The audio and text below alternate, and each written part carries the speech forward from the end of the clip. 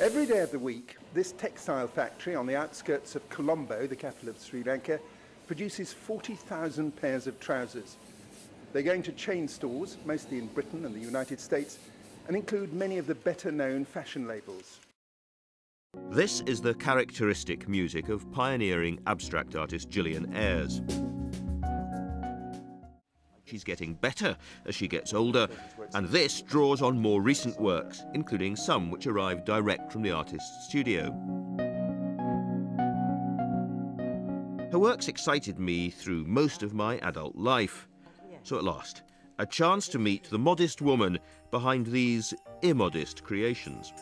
It's perfectly true, a sort of weird obsession all the time. With you only ever painting. wanted to paint, is that right? Yeah, absolutely. And as I left school at 16, I didn't take any exams.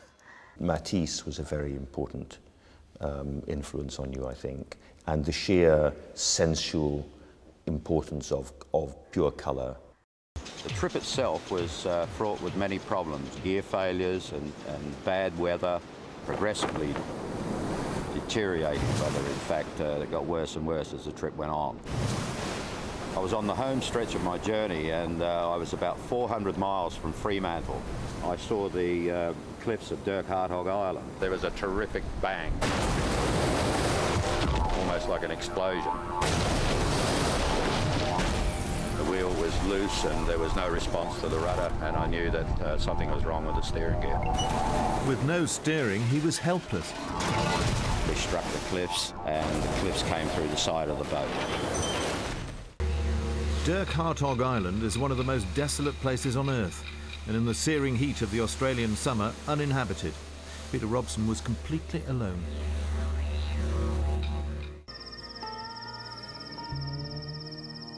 I knew that my son and daughter were coming out in April.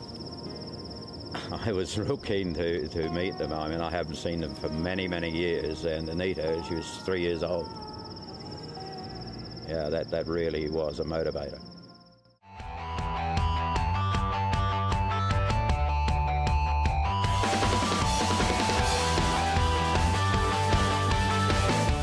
Nottingham at its best, this is shimmering with grief. It's lunchtime for this household of 7 students, and they're enjoying all the major food groups: pizza, kebabs and cider. It's lamb, supposedly, but yeah, it's all right, so. Perhaps only 2 of these undergraduates could be expected to vote. That's if you believe national trends indicating that fewer than 1 in 3 young people is inclined to go to the polls. Well, as soon as we heard that, we thought we'd better carry out some research. So we've come to the centre of the country, to Nottingham. We found ourselves a house full of students. It's a completely unscientific survey, of course, but we want to know, who might they be voting for? Will they be voting at all?